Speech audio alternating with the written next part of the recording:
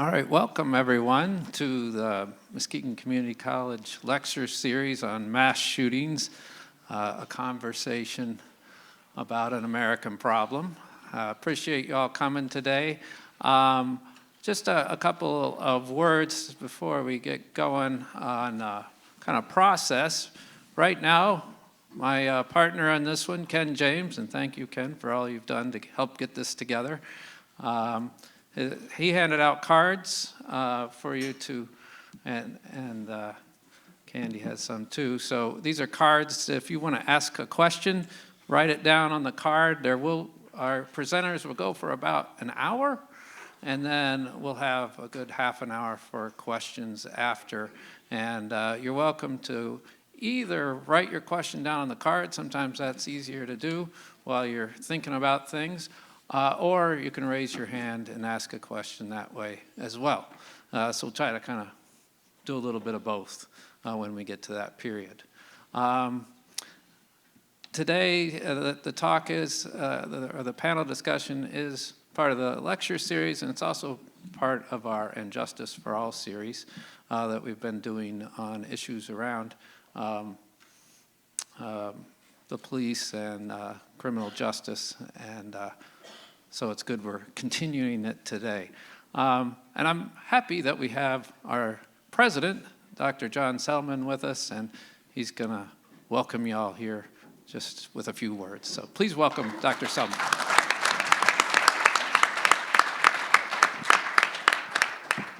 Okay, well, thank you. Thank you, Dr. Wible and Ken, our panelists, for putting this together. It's such an important topic. So thank all of you for making it a priority to be here. I'm looking for some wonderful discussion. I have my card for questions. I hope you have your card for questions as well. But anyway, just thanks for being here. It's an important topic around the country. And so I'm hoping that we can find some answers today. So no pressure, panelists, at all. Anyway, but thank you and welcome again to all of you. So again, thank you, Dr. Wible. Thank you, and thanks for your support and being here. I know this is a difficult topic for many of us, and it's a difficult one for a lot of reasons in terms of how do we get our heads around it. It's an emotional topic. It's a personal one for many. So we do have our counselors here. So not all of them, but a few of them. So we want to raise your hand if you're one of our counselors here at the college. Here we've got 3, 4. Okay. I think we got another one coming. So thank you all for being here. And their services are available here at the college whenever you need them. And it's great that we have a program at the college where our academic advisors are counselors, certified counselors as well. So, all right. So one of the reasons I wanted to put this together was, the shootings at Michigan State shook us all kind of to the core. A senseless act that killed 3, injured 5, and scared millions of us. When you hear about the shootings, how many of you thought about a friend or a family member that was at Michigan State? Yeah. Ooh. And I think a lot of us have so many connections to that. So yeah, again, we have the counselors, and if at any point you need to step out or anything to gather yourself, feel free to do so. I do want to introduce our astute panel next. First off, we have Jessica Hauser as a full-time instructor at Muskegon Community College, formerly at West Shore Community College. Right? Jessica got her BA in psychology from Franciscan University and her MA in psychology from the University of West Georgia. Next, we have Chief Timothy Kozal. He is currently in his 34th year of law enforcement. You don't look it, but serving the citizens of the great city of Muskegon. Prior to Muskegon, he served as a police chief in Ludington, another Ludington connection here, huh? Manistee, and Edwardsburg. Chief Kozal retired from the Kalamazoo Department of Public Safety. He spent 22 years on the KDPS tactical team and led the team for the last 5 years. Chief Kozal is a Siena Heights University graduate. He received his bachelor's degree in criminal justice in 2001 with an emphasis on law enforcement and public service administration. Finally is David Takitaki. He is the political science program coordinator at Ferris State University, where he serves on the faculty as coordinator of the Political Engagement Project and as a member of the Academic Senate Executive Committee. David was elected as the president of the Michigan Political Science Association in 2022 and also independently consults for political candidates, campaigns, and nonprofit organizations. His current work focuses on civic engagement, participation, and information literacy. And probably one of the most important things is he was a student at Muskegon Community College and graduate. All right. So yeah, it's great to have our panel here. I thought I would just start off, I wanted to do a few statistics and then turn it over to the panel. So on February 13th, when the shooting happened at Michigan State, that, by some counts at least, was the 67th mass shooting of the year. And mass shootings have increased in number in the United States, and of course affected communities large and small. This commonplace incident of mass shootings, I think, was reflected by a friend of mine's daughter who fled the scene as a student at Michigan State and fled the scene and then went home. And when she arrived home, her first words to her dad was, well, it was inevitable. You know, it's just what happens to people these days. And so, you know, it's kind of sad. So I want us, of course, to think about how we can stop this from continually happening. And I hope our panel, you know, gives us some ideas of which we can use to do that. All right. Oh, I got a clicker here. Here we go. A few words on gun violence in the United States. Just to give you an idea, every day 120 Americans are killed with guns and more than 200 are shot and wounded. That's every day.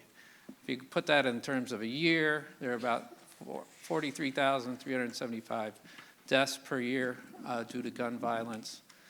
And the United States has the highest homicide rate of wealthy countries, and it's 26 times higher than that of other high-income countries, so wealthy countries. Here, so what is a mass shooting, by the way? Often there's not a universal way of defining a mass shooting, but the generally accepted idea is it's when 4 people are shot at once, so 4 or more. In 2023, so far, we've had well over 100 mass shootings. We are ahead of 2022, and you can see that if you draw a line there, it's been gradually increasing, especially jumping in 2020, 2021, 2022, and we'll probably see that bar just as high or higher in 2023. But prior to that, and if you go back even further, you can see a slow increase, and then it jumps at the end there. A few examples of mass shootings. Some of the biggest ones in the United States are in Las Vegas. It was about 60 people killed, whole bunch of hundreds injured in that. Orlando at Pulse nightclub, where 49 were killed. Virginia Tech, which is, of course, another college, university, 32 killed, and Sandy Hook Elementary, where 27 were killed. And, of course, I didn't include all the injuries. So there are, those are the big ones. But then again, we have the Michigan State one, which is more local, where 3 were killed and 5 critically injured. And you give these statistics, but sometimes I think we might need to remember that there are people behind each one of these. So, for example, here are the 3 at Michigan State who died.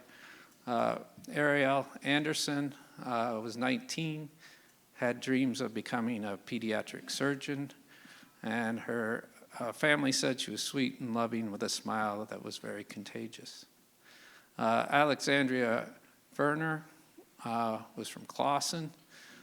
She was a junior studying biology. She's a talented athlete. Werner was a league MVP basketball, volleyball, and all-state softball player. And then finally, Brian Frazier from Grosse Pointe was a sophomore studying business. And Frazier was the chapter president of Phi Delta Theta fraternity at MSU. And his fraternity said he was our leader, and we loved him. And then we don't know as much about all those who were critically injured, but one is John Howe, if I'm pronouncing his name correctly. He was a 20-year-old, or he is a 20-year-old international student from China studying sports management. He was shot and his spinal cord was severed, and so he is paralyzed from the waist down. Still plans to continue his degree, and he was active in the international student programs. So I just wanted to start with that to say, statistics mean one thing, but they all boil down to people at the end. I now want to hand it over to our panel. We're going to start with Jessica Hauser, instructor of psychology, and there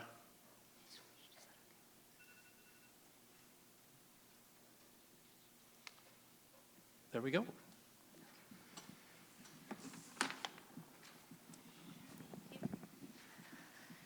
Afternoon. Okay. So I want to start off with talking about my experience a little bit. And I'm sure this is relatable to many of you. And it occurred to me after I was doing this presentation how prominent mass shootings were in my mind. A few weeks ago, I was walking away from MCC's campus to my car in the parking lot, and as many of you probably experienced as you walked in here, it's a long walk to the parking lot.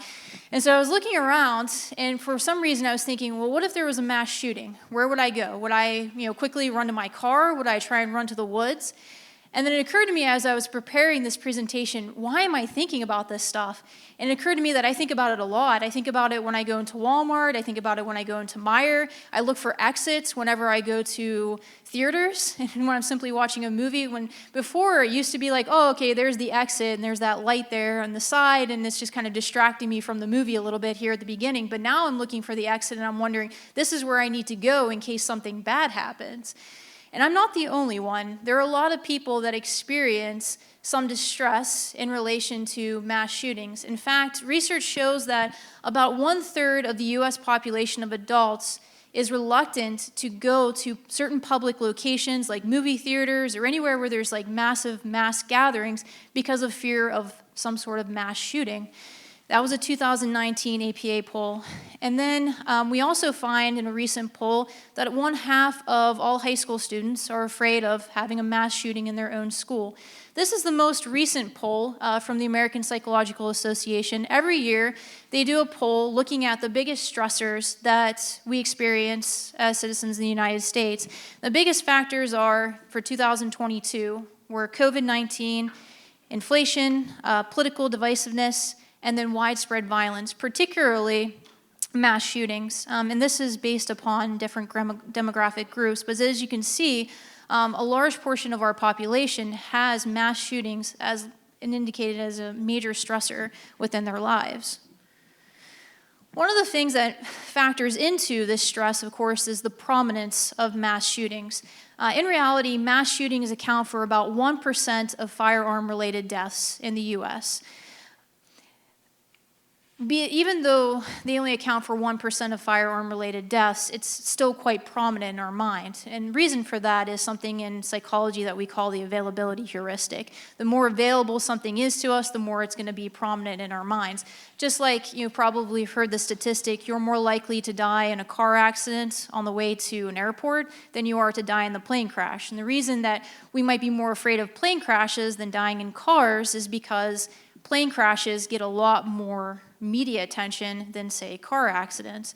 Similarly, when something tragic like a mass shooting happens, it's very prominent in the media. And the more prominent it is, the more in the media, the more prominent it is on social media, and the more we're likely to look at that information, check it ourselves, and the more we tend to ruminate on these things, the more it factors into our experience of stress. And the more we think about these things, the more we likely want to find ways to control the things that are stressing us. And that's when we start having conversations about things like gun control, more security at our school, looking at what's causing things like mass shootings. Is it bullying in schools in the case of the school shootings? Is it video games? What is it that's going on here? And then obviously there's always a conversation about mental health. What I'm going to be talking to you today is going to be mainly focused on mental health. When I talk about mental health, generally speaking, that's a person's psychological and emotional well-being. All of us are experiencing the stress from having these mass shootings prominent within our lives. But on the flip side of that, mental health is also a factor in what's causing some of these mass shootings. So the main focus of my talk today is going to be on mental health in terms of prevention. And as I get into this, though, I want to talk about some common misconceptions, particularly with regards to the perpetrators, the shooters. A common misconception about mass shooters is that they're monsters. And the reason that we tend to think of this is because, well, that separates them from us. It makes us think that they're this other element and they're not actually part of us. But in reality, the massive shooters are actually part of our community. They're our school children. They're our colleagues. They're within our community. They're not actually an other. They're an element within our community. But saying that they're some sort of monster and maybe even using a term like psychopath makes it seem as if they're somehow separate from us. And yes, it is true that they commit heinous crimes. And yes, it is true that they need to be held accountable for the crimes that they commit. But in actuality, they are actually us in many ways. If you're not familiar with the term psychopath is a more pop culture term to refer to a disorder in psychology that we call antisocial personality disorder. Somebody with antisocial personality disorder or a psychopath, these individuals tend to have an inflated sense of self-esteem. They tend to feel very little empathy or care for other people, but they tend to be fairly cool, calm, and collective. And what research shows on mass shooters is that they're not largely psychopaths. There's something else that seems to be going on here. Another factor that often is pointed to in a common misconception about mass shooters is that they're mentally ill. This is a very complicated subject. There is a lot of mental illness seen in people who have a history or people who are mass shooters. If you see here in my statistics, approximately 60% of mass shooters have some history of mental illness. But mental illness is not the only thing going on here. There are some other things as we'll be talking about. It's complicated with mental illness because it's difficult to actually get to why the behavior occurred. Why would somebody actually decide to pull a trigger and commit such a heinous crime? We can't always say for sure that even if somebody has a history of mental illness, that it was in fact actually the mental illness that caused the person to commit that particular crime. In very few cases can we actually say that's the case. For example, in about 10% of cases can we say that it was actually a known psychosis. What I mean by psychosis is that there's been some sort of significant break in reality. For example, there was a shooting at a Waffle House in 2018 where the perpetrator, he did have a psychosis. He believed that Taylor Swift was stalking him and that the police were hacking his phone, reading his emails and his messages. And it was believed in that case, and it was shown in that case, that that individual, in fact, did have a psychosis. But in a very small percentage of shootings is that actually the case. That is a psychosis leading to the actual shooting. There is a book that was recently released in 2021. It's where a lot of my research that I'll be talking about in this presentation, I obtained a lot of that information from this book. It's called The Violence Project. Not only is it a book, but it's actually also an internet resource where you can gather a large amount of information on mass shootings, as well as information on trainings to prevent mass shootings, and also just general information in general to like assist with helping people coping with crises. In this research, I don't want to go back to this slide because I missed their names. So Jillian Peterson and James Densley, I couldn't read his name for a second there. They came up with what they believe to be patterns in the lives of mass shooters. So first of all, they noted that a lot of them have an experience with trauma. Many mass shooters experience childhood abuse and exposure to violence at a young age. About 70% of school shooters had some sort of severe childhood trauma. Adults, or I should say, individuals who are not school shooters, there are other types of shooters. Those individuals were more likely to experience trauma later on in life. Most shooters, nearly all mass shooters, reach an identifiable crisis point in the days, weeks, or months before the violence. Particularly 80% of shooters have an identifiable crisis. And what I mean by that is they recently lost a job, they recently had a breakup, or some other particular stressful event. What we mean by crisis, you have, over time, at any given point, various stressors in your life. And you could think of stress as like a balloon. For every stressor that you have, that balloon gets a little bit bigger and bigger and bigger and bigger. And when you get to a crisis point, it's at that peak where the balloon is ready to pop, and the person can't take any more. And as I said, what we found is that about 80% of shooters are at a crisis point when they commit the crime. The other thing is, another pattern is that they have a script to follow. That's a prospective mass shooters are looking for guidance. They turn to past mass shooters for models of behavior. Like in the case of school shootings, as many of you knew, Columbine is one of the main examples that shooters go back to look to how to follow in those footsteps of the previous shooters.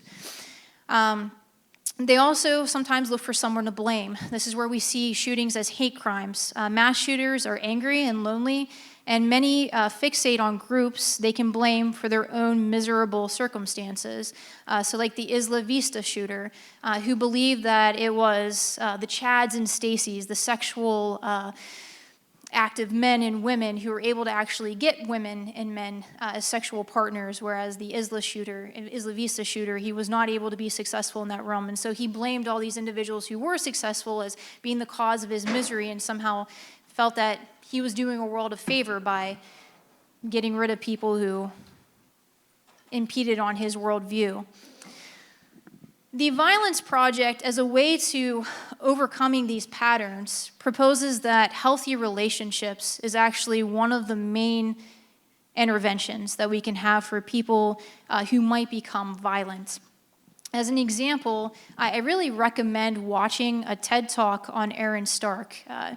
He was almost a school shooter. He describes his experience of being physically abused and neglected as a child. He was bullied in school.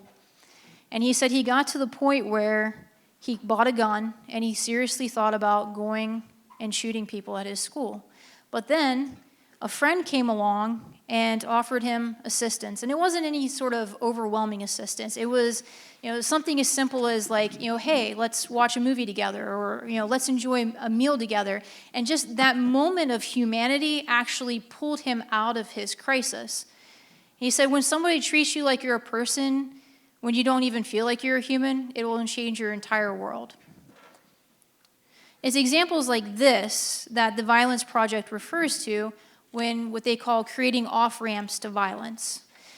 Now, these are certainly not the only methods. You know, my colleagues here will talk to you about other types of prevention and intervention when it comes to mass shooting, you know, such as increase in security and gun control. But in terms of mental health, there are things that we can do as a community to help mediate some of this. As individuals, we can build relationships and mentor young people. So the key thing here is if you have relationships with other people, you can recognize when somebody is outside of their baseline level of functioning. So if somebody is, you know, usually dresses fairly nice, they usually have good hygiene, and all of a sudden they're coming in looking really disheveled, and their just overall physical appearance has shifted, that might be an indicator that something's wrong. Develop strong skills in crisis intervention and suicide prevention. So if, you know, somebody's like inflating like a balloon, as we all do, as our stress builds up over time, sometimes the best thing you can do is let out some of the air in that balloon. And learning how to do that, you don't have to be a counselor to know how to do that. Sometimes simple skills like active listening and validating somebody's emotions can go a long way. On an institutional level, creating warm environments and develop trauma-informed practices. These have to be warm environments where people feel like it's okay to report that they see something's wrong and that they don't feel like they're going to get any sort of negative backlash for doing so. And so in building a referral process where they feel that what needs to happen is going to happen in a very professional way. As a society, teach social and emotional learning in schools and build stronger social safety nets. Right now, there are a number of programs that are out there that are dedicated to teaching teachers in K-12 systems how to assist students in learning better emotional regulation. And one of the reasons that we have to do that is because we don't have enough school counselors in our school systems today. So we're seriously understaffed in one of the areas that we need it the most. And then finally, reduce stigma and increase knowledge of mental health and increase access to mental health services.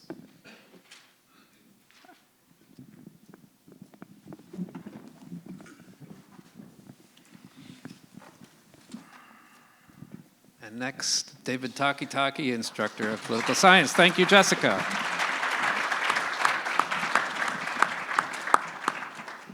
Give me just a moment to navigate to my things. Oh, yep. Thank you, Andy.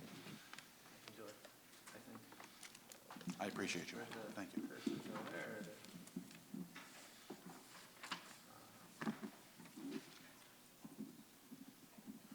Beautiful, thank you. Okay, I'm going to take a moment to acknowledge a few of the unspoken things that have to be acknowledged, I think, when we're talking about mass shootings. The United States of America is a country that values individual liberty. It is a country that has, in the form of the Second Amendment, a piece of language in one of its founding documents that, depending on your interpretation, or at least coherent with the current interpretation from the Supreme Court, guarantees an individual's right to uninfringed upon ownership of arms. Now, we can get into what independent, infringed, or arms means, but in the current structure of our legal system, we have the ability to own guns. Semi-automatic guns, rifles under certain circumstances, weapons that would be considered to be weapons of war nearly anywhere else in the country, or anywhere else in the world. It's also important to note that anytime you have a society that values freedom and also is concerned about safety, there are going to be some mechanical trade-offs. And part of what I'm going to do today is talk about the consequences of those trade-offs. Not whether necessarily we should be making them or not making them, but what it looks like in an international perspective to make them, right? So let me see if this cycles the way I want it to. Following up on Andy's definition, most of the modern think tanks and media organizations define mass shootings as an incident in which 4 or more people are shot, excluding the gunman, so 4 victims. And it's noteworthy that the entire existence of mass shootings, the way that they are measured, the way that they are counted, is a hotly debatable subject, right? More importantly, it is a subject that is regularly used as a lever in the political and informational wars that go back and forth. And make no mistake, right? There are benevolent actors, to some extent, on both sides of this debate. You have aggrieved families, people who are concerned about personal gun safety, people perhaps have lost people in mass casualty incidents, who want to see gun control move forward in order to make people safe. You also have responsible gun owners or individuals who are hunters and sports enthusiasts who are concerned that that action will lead to the confiscation of their firearms, potentially compromising not only their hobbies, but their safety and their rights. Right? So when we see individuals animated on either side of this issue, it's easy to presume that one group is simply gun grabbers and the other group doesn't have a care about human morality or safety, and that's frequently not the case. We have to be able to divorce ourselves from the passion on either side if we're going to begin to arrive at solutions. And as a political scientist, that's part of my job, right? But increasing concern about these things in public spaces brings us back to a conversation about firearms, what they do and how they do it, and why they are of interest to us. There's a military concept that talks about force multiplication, and it basically originated with the idea of how do you make a smaller group of men be able to take out a larger group of men or vice versa. But policymakers and scholars have adopted a version of force multiplication to talk about firearms, right? And if you think about it, there are lots of different ways someone can hurt someone. One of the jokes used to be that if you really are motivated, you could hurt somebody pretty badly with an issue of the Sunday New York Times, right? Are we going to regulate the New York Times? Firearms are an efficient force multiplier. They do so at range. And they don't necessarily exist in the same continuum as all things that we would consider to be firearms, right? A black powder musket loader does not provide the same level of force multiplication as an automatic weapon. A single-shot semi-automatic does not provide the same sort of multiplication as a machine gun.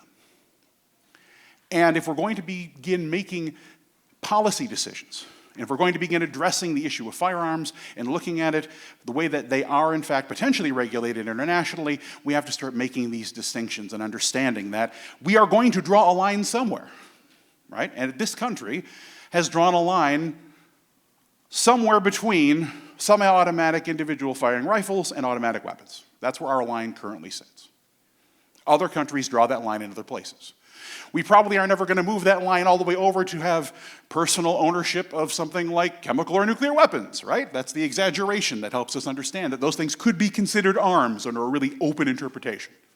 And very likely, in this country, we're probably not going to go all the way back to regulating the New York Times, right? That line is going to be somewhere drawn.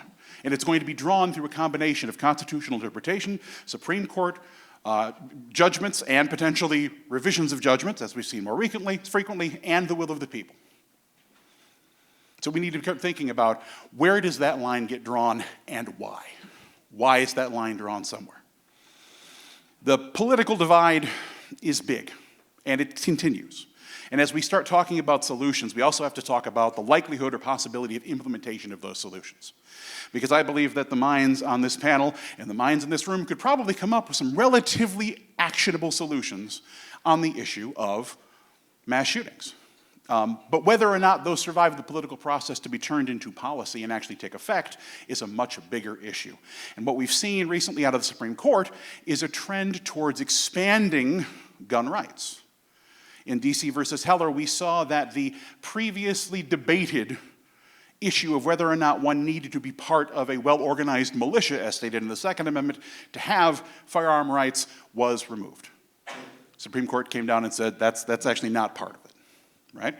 More recently, just last year, in New York State Rifle versus Bruin, we saw a new mandate come from the Supreme Court that specifically said firearm regulations that are against the historical tradition of the United States are potentially prohibited.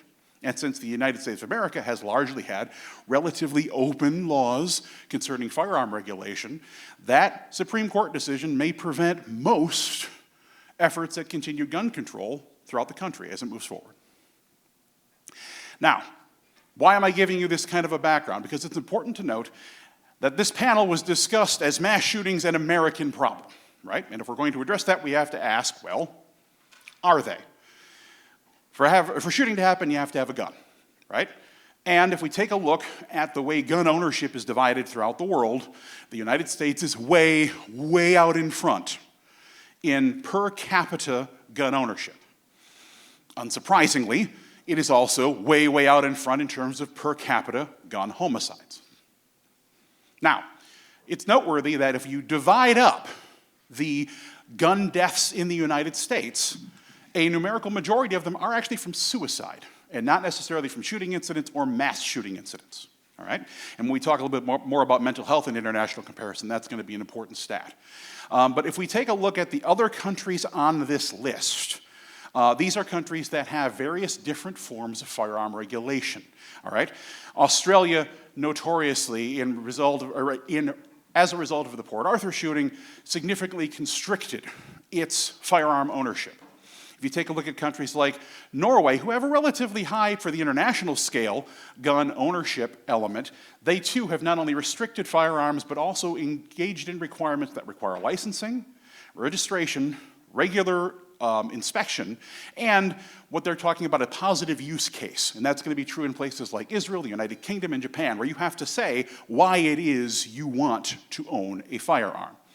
Israel's interesting because many Israelis, as a result of their compulsory service, have ready access to arms as a part of that compulsory service. However, once they enter the civilian world, even there, where the population is known to have a significant amount of training and experience with weapons of all sorts, they have a much stricter regime on firearm control than we do here in the United States. The United Kingdom, it's noteworthy, has recently banned effectively pretty much all handguns, to the degree that many of their police are unarmed. And Japan is a world standard case of extremely strict firearm control. There are no opportunities for semi-automatic weapons. There are no opportunities for handguns. Any kind of private firearm ownership is restricted to shotguns, air rifles, and potentially competition weapons. And those, in and of themselves, also are subject to regular licensing, inspection, use cases. And when I say inspection, I mean like you have to have a locked facility in your home that is noted by the police, and the ammunition you possess is both counted and regularly checked. Right, that's the kind of strictness that we see in the Japanese case. And it's not surprising, right, that given that continuum of control efforts, that you see very, very few gun homicides in places like Japan or in Norway, right? These are our international examples. So when we say, is gun violence a uniquely American problem? To a degree, the answer is yes, right? We can see, as Andy pointed out, I believe with the same graphic actually, that mass shootings are on the rise. This, I will note, is from February. This is from last month. Data as of today, that number of 80 is up to, I believe, about 140.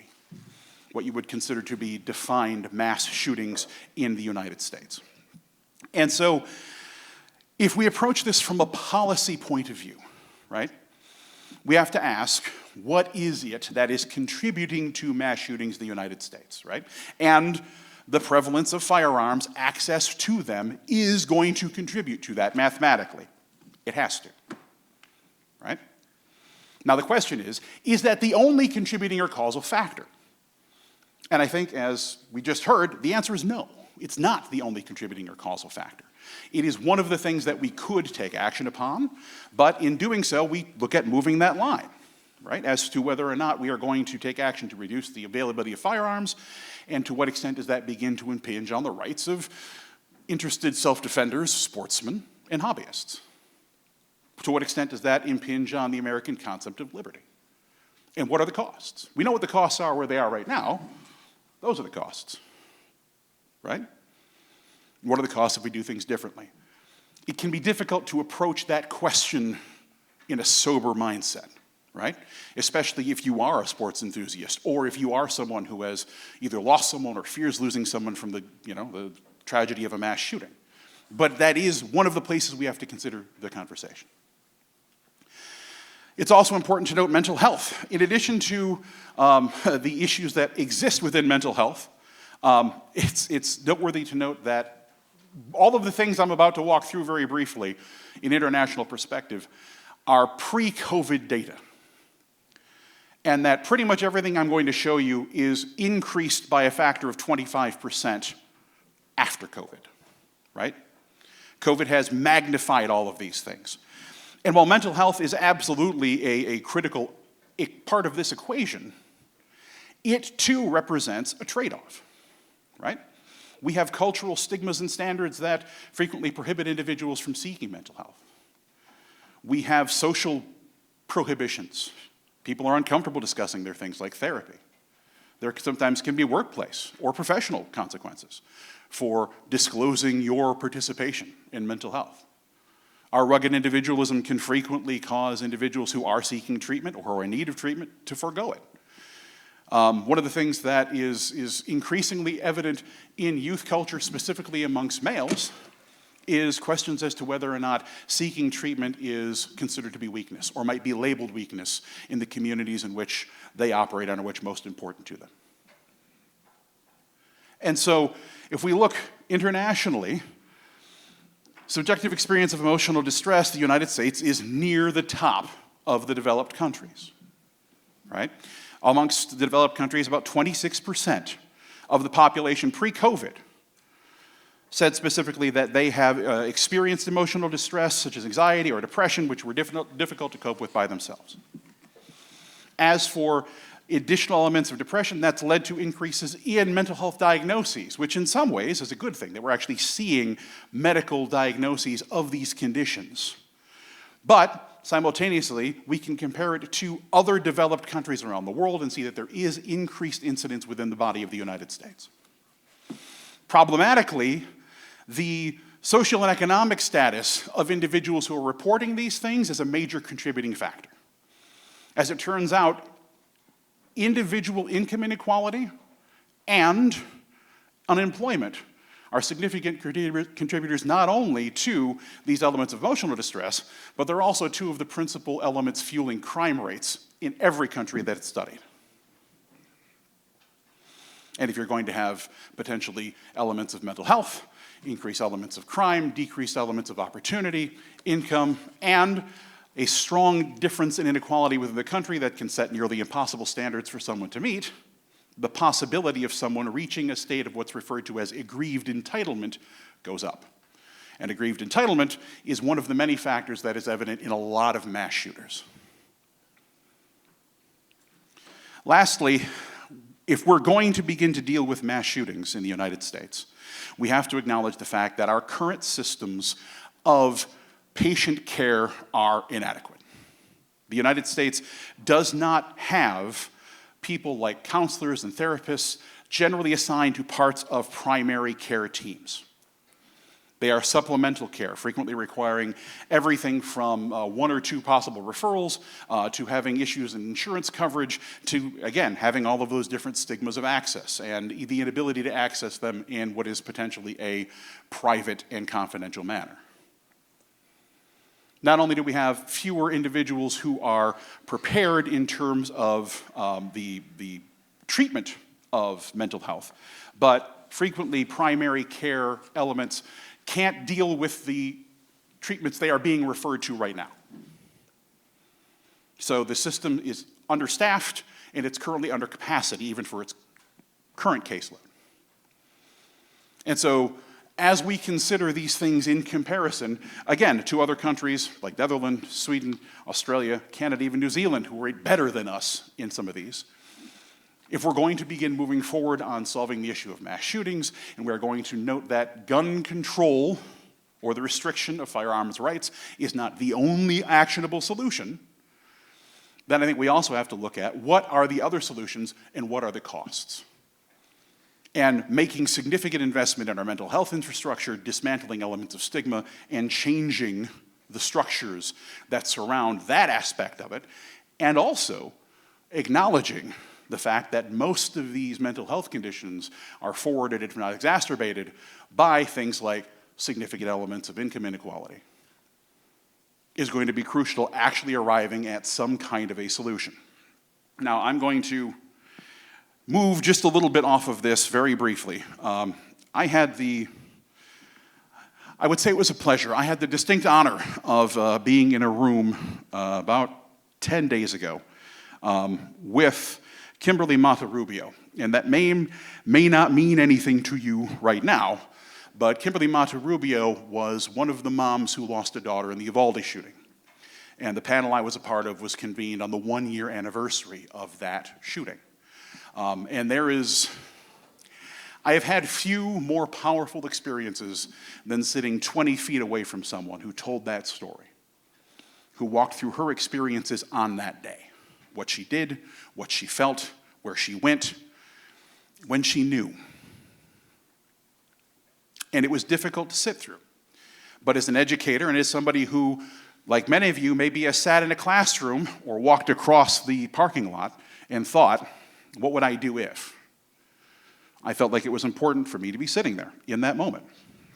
And the points that were stressed on that panel have to do with a lot of what we just heard, right? That the perpetrators of mass shootings are not frequently crazy. And that resonates with me as a political scientist, because if you're talking about an international leader or an international actor or somebody who's maybe involved in terrorism, the minute you call them crazy, you absolve yourself of any responsibility or opportunity to do anything about it. Right?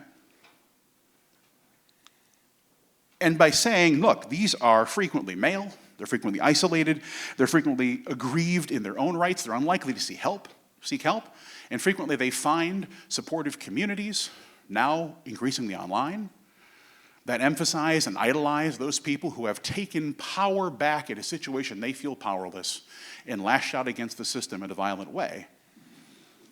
And they see people who have done so previously lionized, given pseudo-sainthood for taking those actions. That it's important to see mass shootings not just as an act of craziness, right? But an act of despair, an attempt to claim power back. And frequently, an act of suicide. There is no expectation of survival.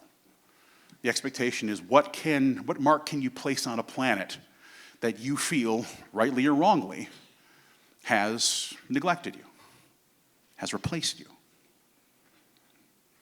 And if we're going to start getting leverage, I think we have to listen to the words of this of this Uvalde mother. And the thing that I will leave you with before I pass this off was the quote that kind of punched me in the gut.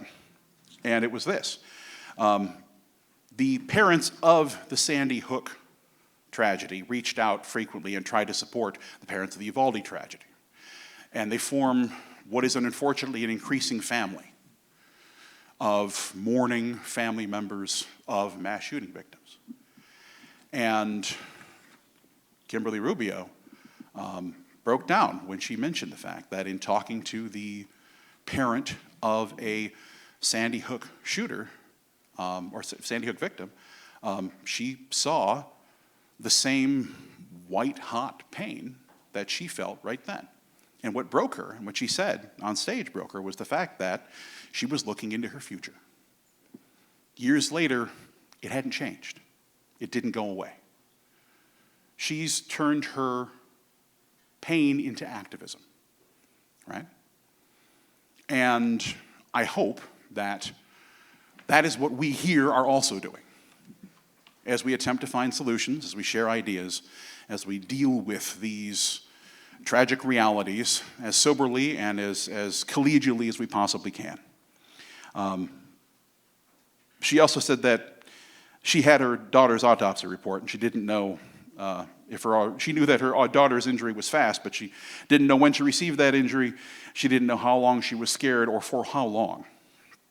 And when asked, do you feel that people have been held accountable for what happened, or that things have been put into place to try to change this so that it does not happen, so that you are not someday the Sandy Hook mom of many years talking to the fresh mother of a victim?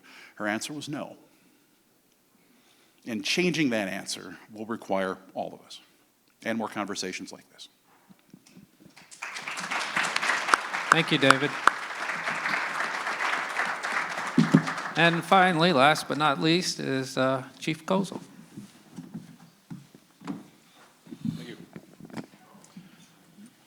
Hard to follow up those two. My gosh. Very well put.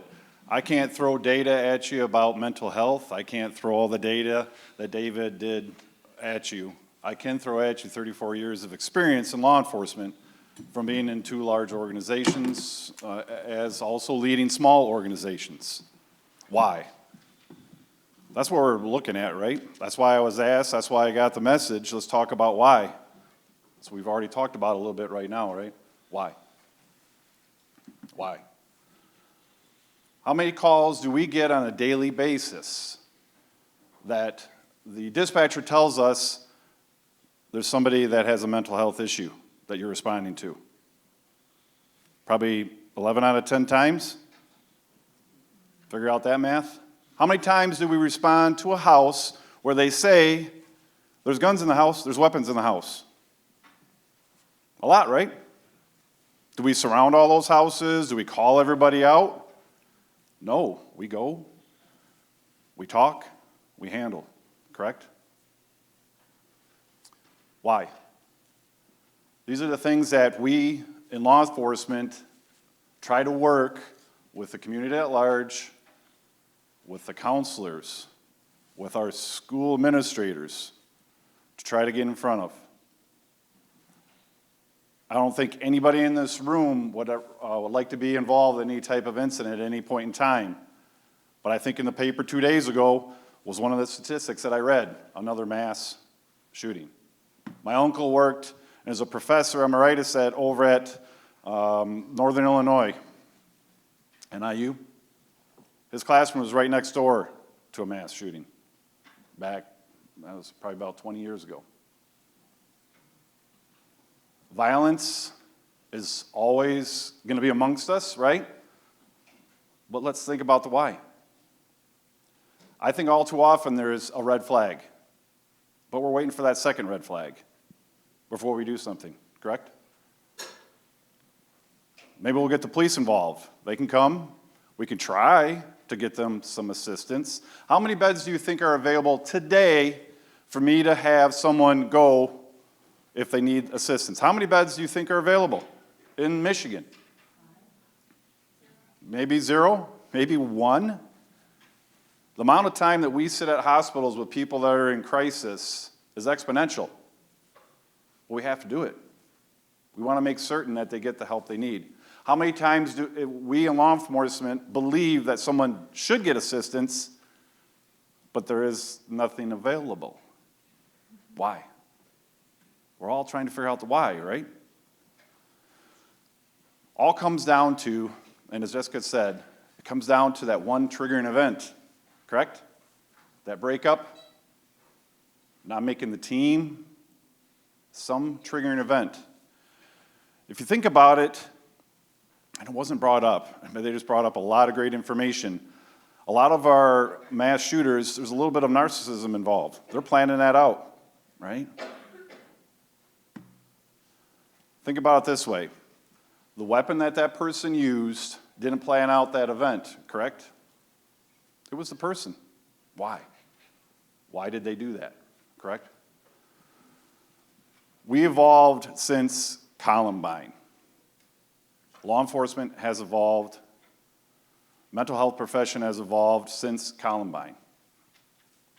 Used to be we'd sit outside, formulate a plan. I was 22 years in the tactical team down in Kalamazoo, was a team leader for the last 5 years. Develop a plan, right? Put robots, dogs inside of houses before I ever put a human body. Why? Why is this occurring? Everybody that's in here right now, hopefully you're not in here just to get the extra credit, right?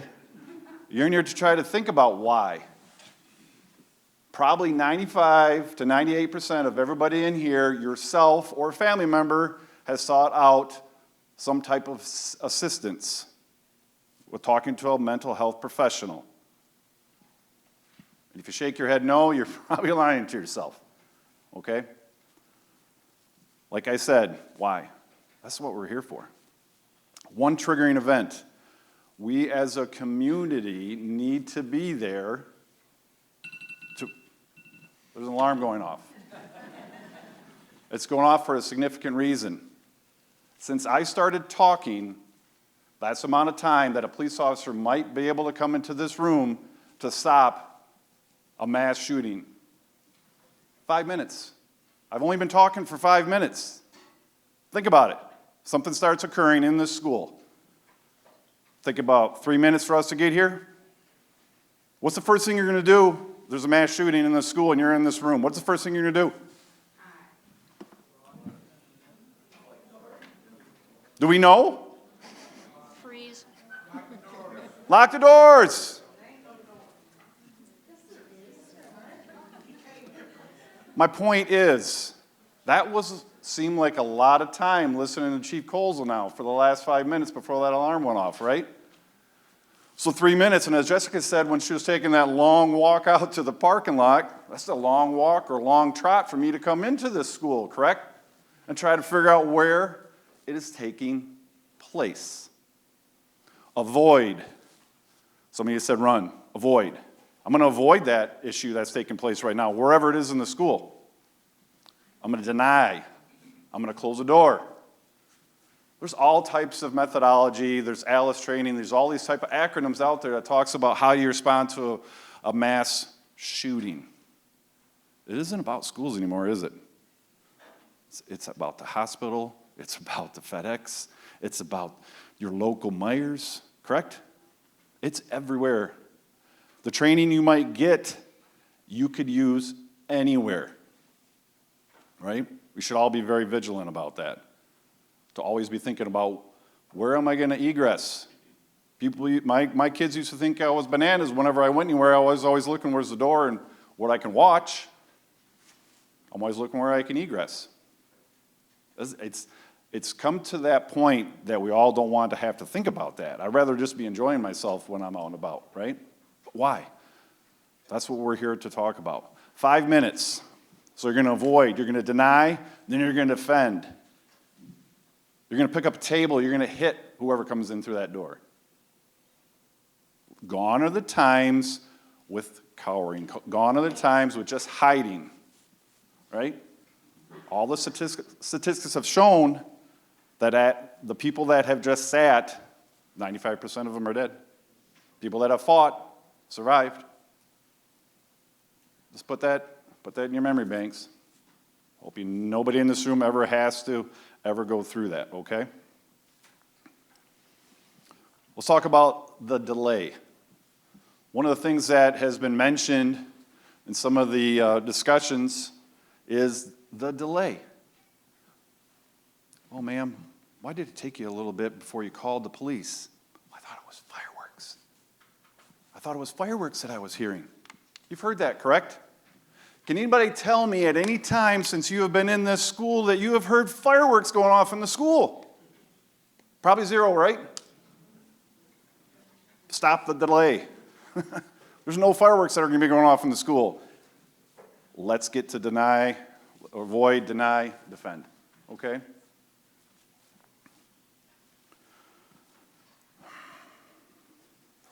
Jessica also mentioned something, maybe it was David. We see on the news, they're talking to the neighbors. Tim Kozal just killed his whole family, was involved in the mass shooting. What do the neighbors always say? I never would have thought that about him. He was a great dad. He had 3 kids. He coached my daughter. Why did Tim Kozal do that, right? I bet you there was something that a friend or my wife or my children saw. But what didn't they do? They didn't do something about it, right? Does it have to be about calling the police? No. One thing I think we also forget about is when somebody does get the assistance. You know, he was talking about the young man that got the assistance, and there's that intervention. It doesn't and it should not end there. There should be follow-up. You know, we should maintain that relationship. Every time, every moment that you have might be that moment that might change a person's path. Okay? Make sense? I'm at fault about this right here. You're sitting around your friends. I have 2 daughters. And I've said that I've been doing this for 34 years. My oldest is going to be 28. She saved me a lot of money going to DePaul University in Chicago. If you know how expensive that college is. I still do a lot of bake sales on the side. Anyhow, I also have a 24-year-old going on 25. When we sit around and talk to our friends, what do we talk about? They're sports. Oh man, they hurt their knee. They're not gonna be able to play in the game, right? What are we at fault about? As parents, we're not talking about their mental health issues. We're not talking about their substance abuse. So other people can be involved in keeping an eye on them, correct? Do we ever do that? No. Is that something that we might be able to do is start having those conversations? It's tough. It's tough to have that conversation with our friends, right? As a parent. Hey, Susie, yeah, she's been talking to somebody. She's been having some things that she has to get through. Now I know, and then if I see something that, oh, that's something that odd, let's bring it up. Okay? All right. Let's see if I got everything here.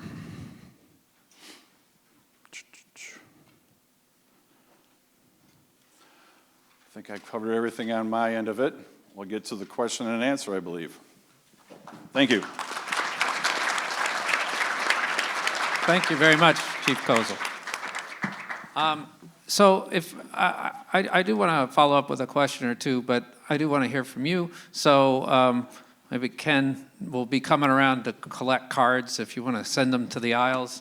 And then again, if you want to raise your hand later, you can as well. So I just thank you all very much. That was great. One of the things I wondered if you could speak on a little more is, thank you, COVID-19. And 2020, we did see a big jump in the number of mass shootings and how COVID may have affected this issue. One of the statistics I saw is that U.S. gun sales reached a record 23 million in 2020, a 65% increase from 2019. I'll put it for everyone, but Chief Kozal, one of the things you said is, you know, importance of fighting back. We've learned that, but a lot of people think they can be safer by buying a gun. Would you recommend that, or you know, what is the best way to keep safe, and has COVID seen a change? Thank you. Well, I think everybody's right, as David said, is to be able to possess a weapon. So I wouldn't say go out and buy a weapon in response to your question. I think it's up to the person's own thoughts and feelings. Number two, on COVID, I can say that we experienced in law enforcement a rise in our issues of domestic situations. If you can think about it, you're at home a lot during COVID with each other. We experienced a big uptick in that, which can also then, after we're coming out of it, continue. And I think the percentages was 25% rise. So I think COVID might have played a part in that because we were just shut down for a long time. And I think if I remember correctly, talking about your uptick in gun purchases, I think there was something that was going through the media and from government that the government's suddenly going to disband weapons. So there was a mass surge in going and purchasing them because everybody was concerned about the guns not being available the next day, and that might have been a contributing factor. Do either of you want to say about COVID? And Go ahead. So I know statistically there was a, obviously a significant decline in mass shootings during, 2019, 2020, mostly when we were experiencing more lockdowns and more social restrictions just because we didn't have mass gatherings. But then we had an uptick once things started to settle down of mass shootings.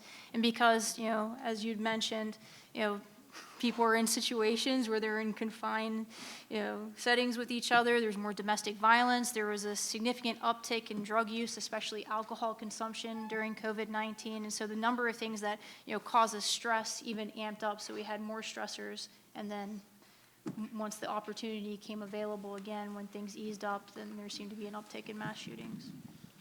And I'll jump in and say that any time in which you have significant periods of unrest, turmoil, or even potential political change, 2020 is an election year, you will see spikes in things like firearm acquisition.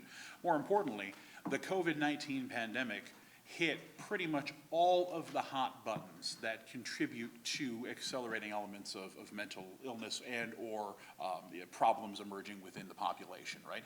You had people who were out of work, people who had income uncertainty, people who had health issues, people who were socially isolated, people who lost contact with their communities, be them family communities or church communities or professional communities.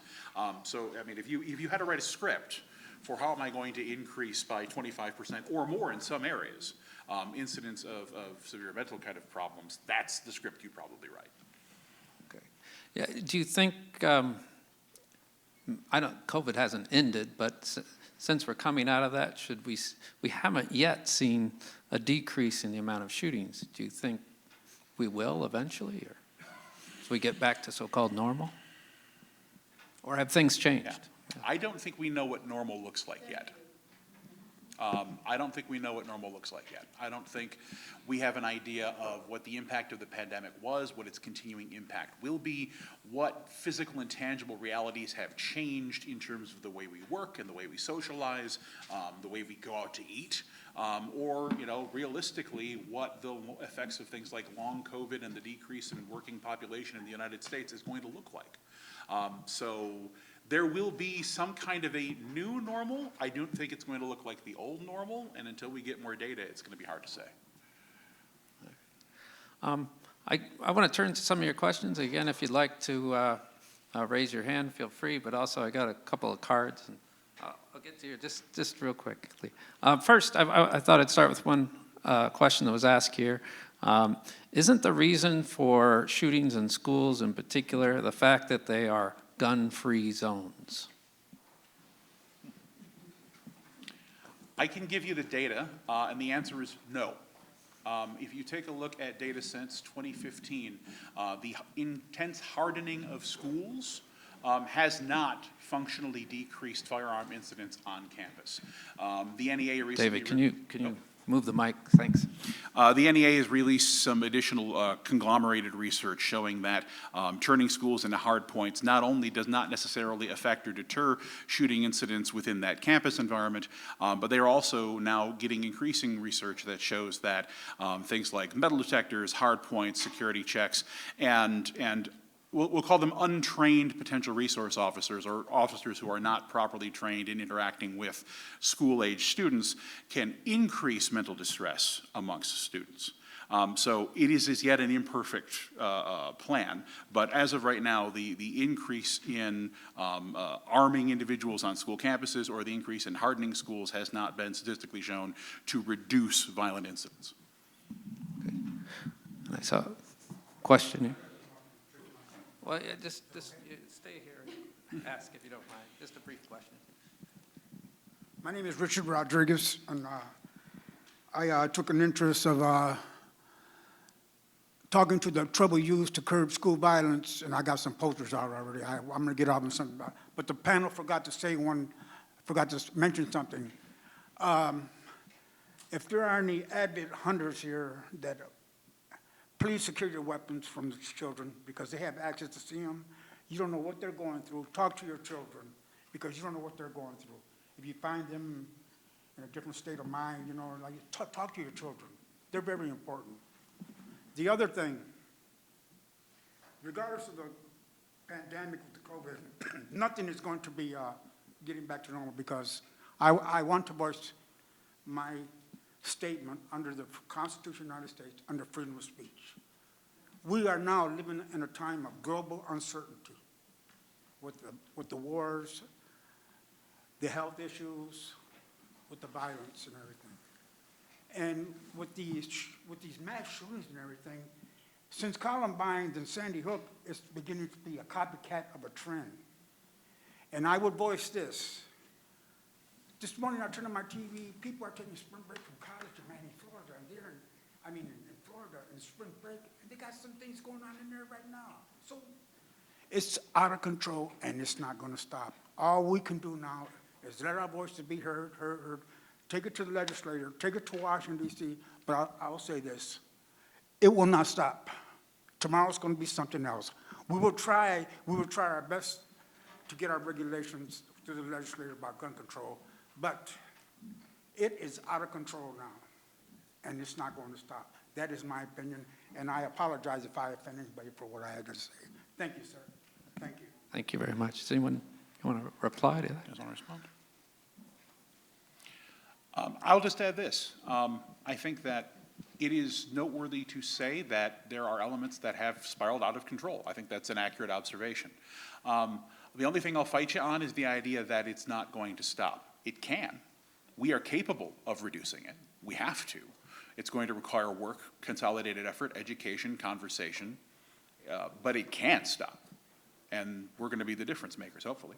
One of the things that was brought up in that question was about securing of weapons. And David and Chief Kozal, I wondered if you could talk about either legislation or ways in which weapons should be kept safe and how much of an effect that can have. I think we always promote safe gun possession. I mean, we actually, in other departments that I've been, we've had gun locks that we'll give out for free. So there is a lot of things that we promote for safe gun storage at your house. And if we do see that, if we're out on a call, we will talk to parents about that if we don't see it secured in the right manner. So yes, that should be at the forefront if we do possess weapons with a family. I think there was a 6-year-old that shot the teacher. Yeah, and I'll just add that in addition to individual personal responsibility for your firearms, gun safes, gun locks, hand safes, including things like, storing ammunition and firearms separately and preferably under different, secure systems, there is also the question of what is the policy regarding legal gun possession and storage. If I go back to the international framework, countries that do have more stringent requirements, potentially both licensing and inspection regarding firearm possession and storage, do see decreases over time in terms of the amount of violent incidents involving firearms. Again, but that's one of those lines that we have to decide where we're going to draw it. Right. By the way, if you've got a question or a card, just raise your hand. I'll come and get it. Oh, down here too. All right. I don't know if this isn't like a question, but like I go to Orchard View right across the street, right? And my entire time I've been in high school, we've always heard the gunshots from the firing range. And I kind of like, it made me think a little bit about it because like, what if there ever was like an actual shooter at our school? Our teachers would just kind of like, because they already do play it off as like, it's just the firing range, nothing's wrong, it's just the firing range. And it brings a little bit of fear and uncertainty a little bit because like, I know there was one time there was a shooting threat at Orchard View. It ended up not being, that big of a thing. It was just some kid who had colored in, the orange tip and an airsoft gun, and people were scared, and rightfully so. But it gives you a little of a nervousness knowing that, like, if there ever was something to happen, I don't think anyone would really take it seriously. But. Thanks. Any thoughts on whether that's the right place for a gun range? I can't really comment on the closeness of the gun range. I think that it's very unfortunate that is occurring right next to a school and giving that much fear into the students on a daily or weekly basis. So it's not the ranges I think that our law enforcement use, but it's. It might be the one for the long one. Right. And that's why we kind of have a little more peace of mind. All right. I'll only add that those kind of general zoning and ordinance elements are determined through your local county government. So the state and local government teacher in me says be sure you're involved if you want to see those policies amended or revised. One question from a card here is, how do you feel about eliminating any notoriety for the shooter? I think that's extremely important. If you notice, nobody here today that presented, nor did you, Andy, actually mention the name of any shooter. We mentioned victims' names. You had mentioned some victims' names, Andy, which I thought was really good. A lot of research shows that Keeping notoriety away from the shooter is extremely important. And you, sir, you'd mentioned about copycats. One of the things that draws in these copycats is they look for as much detail as they possibly can about previous shootings. I mean, some of the information that we have out there is ridiculous, like to the point of like what meal the individual had before they actually committed the crime, and then people will go and try to copy that information. I mean, that's the reason why the 20th of the month is the most popular day to commit a school shooting, is because the Columbine shooting occurred on April 20th.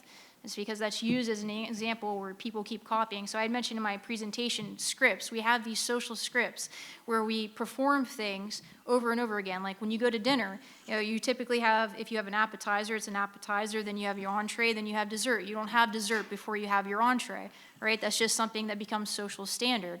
Well, same thing with these people who perform mass shootings. They use these previous shootings as these scripts, and they want to get notoriety and fame for these things. So the more detail that we put out there about them, the more fame that they can get, the less, well, it's better that we don't do that, because the less likely we're going to have the copycats. I'll also say this, the public notoriety through media coverage, announcements on broadcasts is one element of it.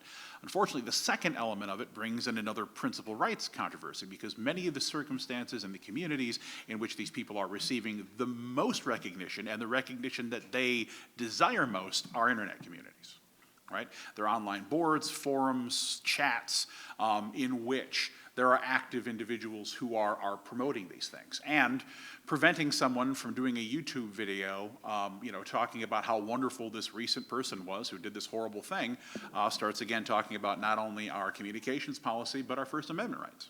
So that's another point of conflict.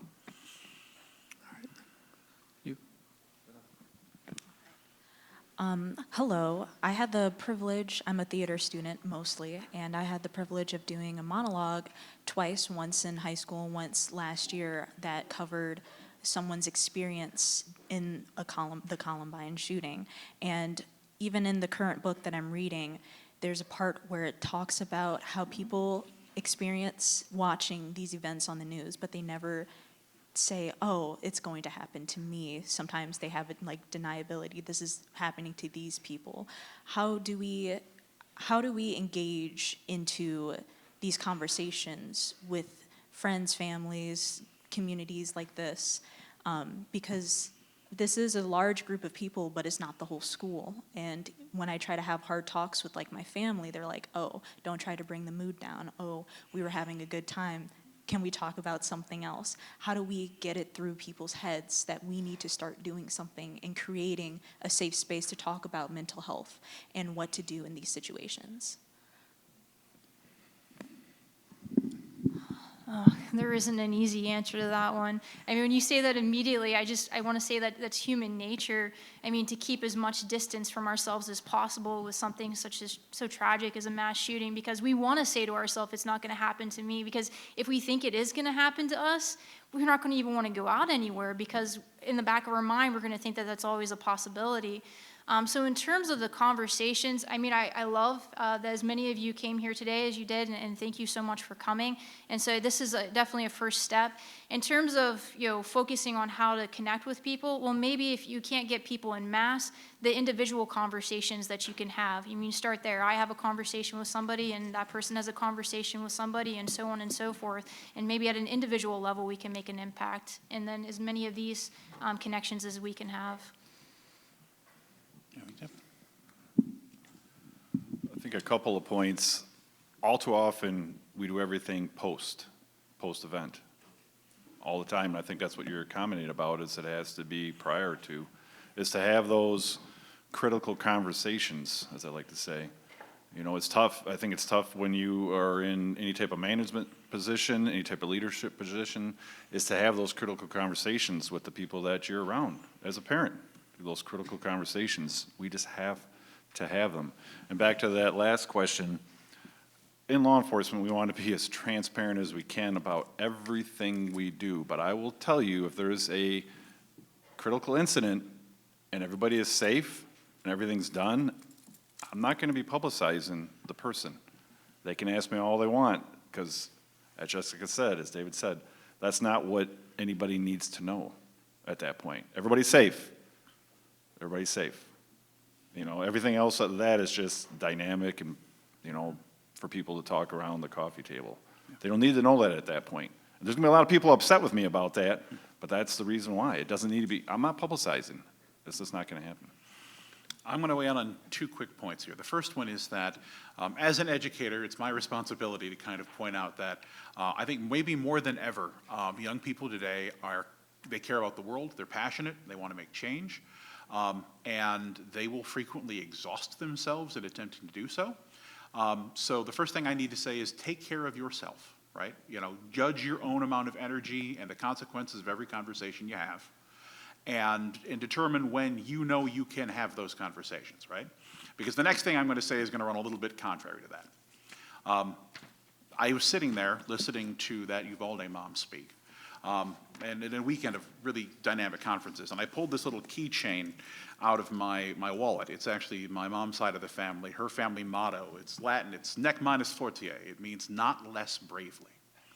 And I thought about that woman sitting on stage, bearing her soul and her grief to a room full of strangers as it was filmed on the internet, and dedicating her life to making sure that other mothers, other parents, other children didn't have to experience the trauma she experienced. And I thought, can I be less brave than she is in talking about these things in settings that are nowhere near as traumatic and are much more comfortable? And for myself, the answer is no. So the person, not the instructor that's sitting in front of you, says directly and bravely is how you have these conversations. With warmth and respect and understanding, but directly. And until we begin doing that, until we can look across the aisle at somebody and say, I understand, you know, you're grieving, but understand that they aren't monsters because they enjoy hunting. Or I understand you enjoy collecting firearms, and, you know, maybe I would, you know, blow up an empty car on a, you know, a properly set up scene with a big gun if I could too. I like, that sounds like fun. But there's a degree to which the nature of our laws and the exercise of these rights is stacking bodies. And that's a problem. And until we can have those conversations with ourselves and with each other, with our family members, comfortably and uncomfortably, but directly, things aren't going to change. Just a quick follow-up for another question. I think it's Peterson and Densley, the book that Jessica mentioned, suggests adding 500,000 psychologists to our schools and universities. Do we need to change in that way by adding the number of psychologists? And maybe even police, do you need to change the way we do police because of such mental health issues?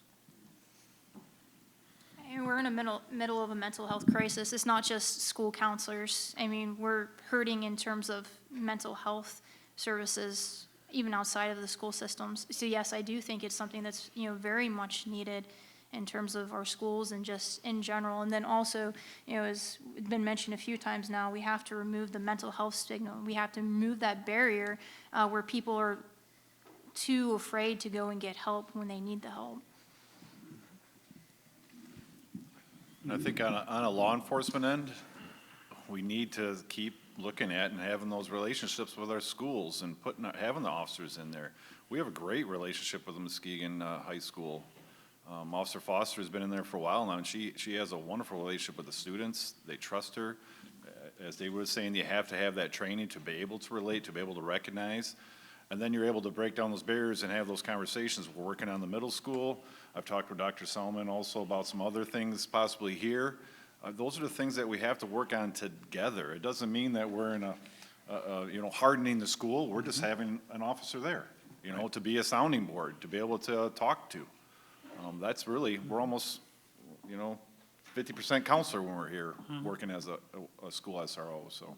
And to promote positive relationships, so that when someone sees the badge and the uniform, they know that that's someone I can have a conversation with, not, oh my gosh, what's coming after me now, right? There's a commonality here with teachers and law enforcement officers that I want to point out, and that's that very, very frequently, society piles the responsibility of governing society of making things right onto teachers and onto cops, right? Teachers are going to somehow be simultaneously a nutritionist and an educator and a behavioral therapist and all of these different things in the context of the classrooms, right? And law enforcement officers have to risk their lives on a daily basis, have to enter periods of intense danger, have to simultaneously patrol our roads, and yet also be social workers and counselors and develop relationships with everybody from all different walks of life, even in situations, and especially in situations in which people are distrusting and hostile towards them, right? That's not realistic for these two jobs. And supporting both teachers and law enforcement officers is going to require additional resources across the board. It's going to require additional assets for schools, but also in the community. It's going to require people becoming watchful. A lot of what Tim said was about, personal vigilance. We also need community vigilance on these issues, right? We can't just kind of go, this is something that should be dealt with in the schools and then pretend like it's not something that's still a part of us, right? Our law enforcement agencies, our schools, they're a part of the communities that we are a part of. There's no lines between them and us. And that's what we need to reframe.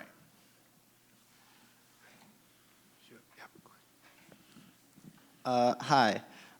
So you guys mentioned an increase in gun violence and domestic violence during COVID-19. Officer Kozal, you specifically mentioned that there's an issue of dealing with these problems in post. And I was just curious how you guys thought about like the recent red flag policies that have been like thought about quite a lot recently, and their effectiveness in those two like fields. I don't know statistically that a lot of that yet has assisted, but I think if we keep examining that and keep working on it and keep tweaking it and having the conversation, as David said, across the aisle, to be able to have good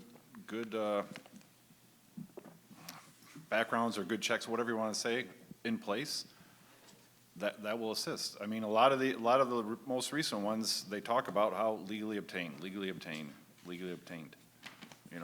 So I think that sometimes quiets the fury of the public by talking that we're going to do this, we're going to do that. Have we seen anything yet? Has there been anything yet? I don't know. I know that all of us up here on the panel are all working hard at it. We're working hard on how we respond, how we work with collaborate with our schools, with our citizens. Response to mass violence isn't for schools. We should be working with the public, with our businesses, with our community leaders, so that everybody understands how to do that. So, hopefully that answers. I think Jessica's itching to also answer it. I'm sorry. I probably gave off that look like, I know something. I was just going to let you have it there. So this actually, statistically, there are a number of red flag laws in place, but there are a lot of workarounds for those red flag laws. Can you explain what they are, a red flag law is? So a red flag law would be preventing certain people from getting a firearm. So for example, somebody who has a history of being put into a mental health hospital might not be able to purchase a firearm in quite a few states because they have, a history of being impulsive, harming oneself, or possibly harming other people. But there's workarounds on that. So like, for example, there are some instances where you can get guns that are not fully put together, and then those red flag laws don't necessarily always apply to those particular instances. Or there's the case where if somebody doesn't go to a state hospital, they might just go to more of a local community lockdown unit. Well, that person who went to the lockdown unit locally, they're not going to be red flagged. Only the person who went to the state hospital would necessarily be red flagged. So, there's a lot of loopholes in the system right now, although there is an attempt to have some of those red flag laws.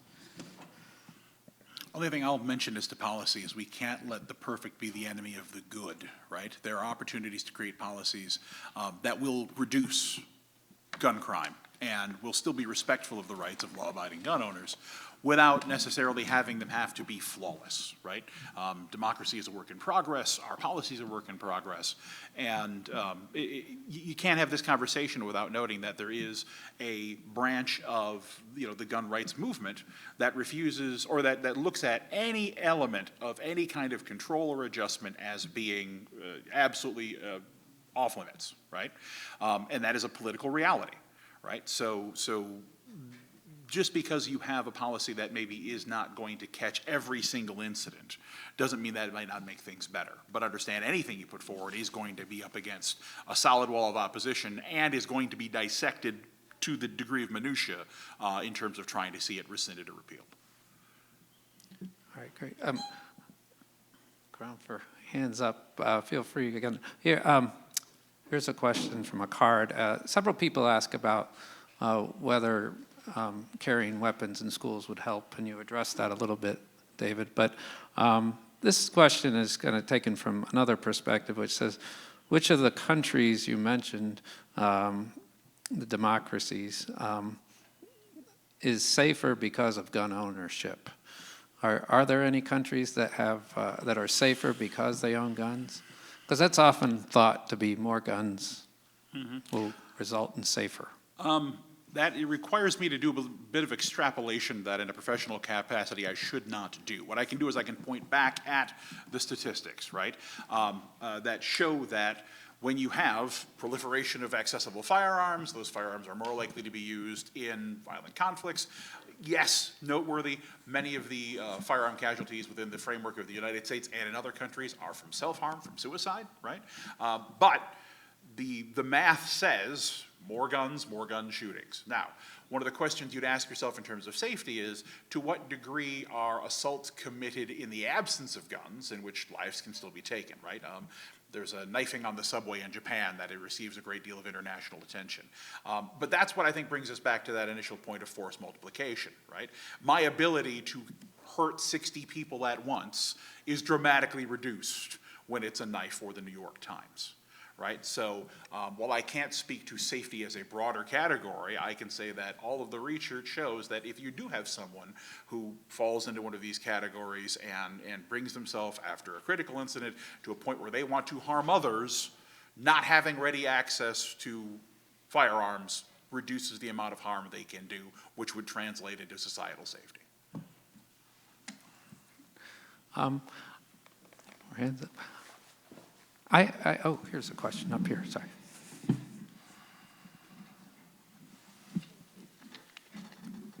I was just curious if there's any current active shooter training that's offered, whether through the college or through the police department?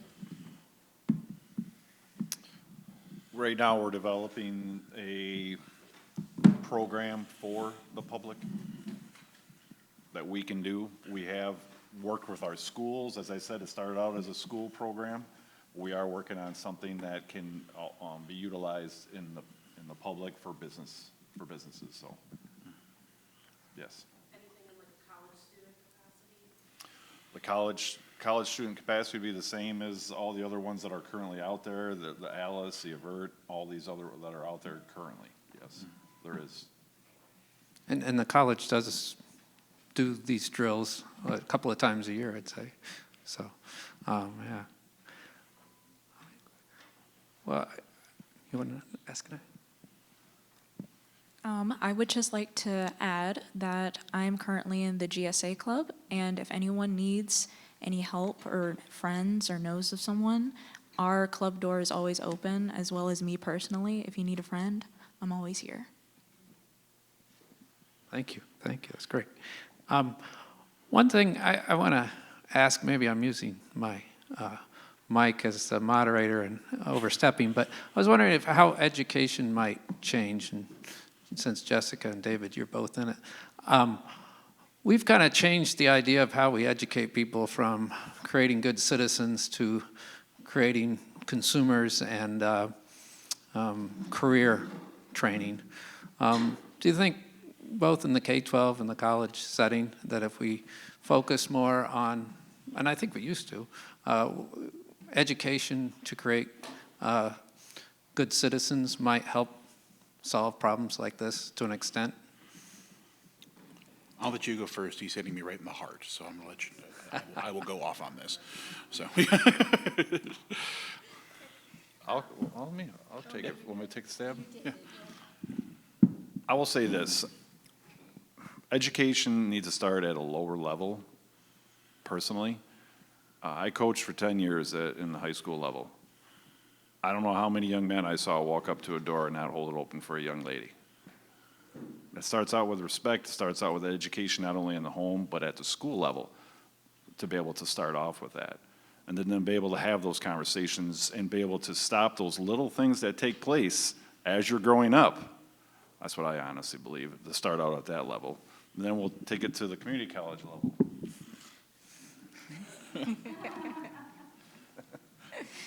I mean, I think part of being a good citizen is also being able to know good self-care and good emotional self-regulation.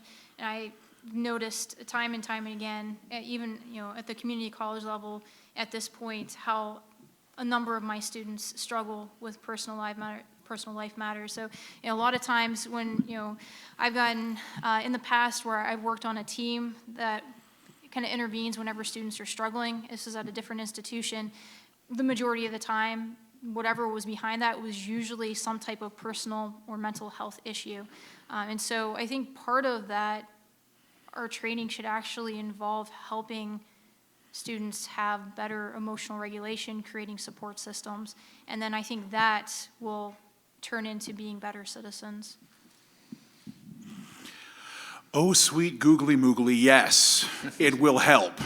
Let me start by saying this. No one in this room is pro-mass shooting. No one in this room is pro-mental deficit. No one in this room wants to see underfunded teachers, undersupported law enforcement, or an absence of mental health services.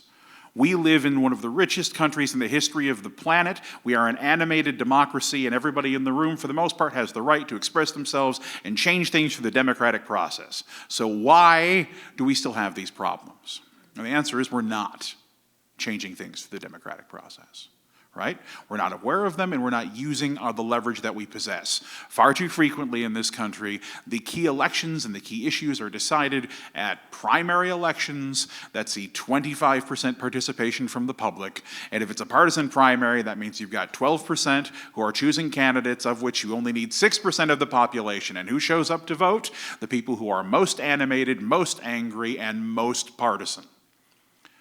And those kind of things then lead back into negative feedback effects in which you have divided governing bodies that can't actually compromise or create real and lasting change, and increasingly disaffected, disconnected swaths of the American population who believes that government and society is not working for them. And if you do that for 50 years, you end up with what we have right now. And so, yes, engagement, education, activism, understanding that 100% of the power of the electorate is wielded in every election, and that the only question is by whom, is an important part of us taking any kind of corrective measures to the issues that plague us as a society. We are morally, in terms of our values, in terms of our ideology, far closer together than we are apart on many of these things. And most of the solutions are not going to be draconian, only one thing or the other, right? When it comes to things like mass shootings, it is gun regulation and mental health and economic intervention and school safety and law enforcement support and not asking your teacher to become Rambo in the event of a school shooting. Right? It's all of these things. But so long as we have animated, frequently partisan individuals from any perspective dominating the conversation and preventing change from happening or coloring the narratives in the media, we cannot overcome these issues. And the only way that we can is by having people who have solid ability to interpret and understand the information they're being presented, who understand their abilities and the responsibilities as a citizen, and who have the bravery to step up and say, hey, this is enough. And I'm willing to be part of the solution to finding something better. So yeah, that.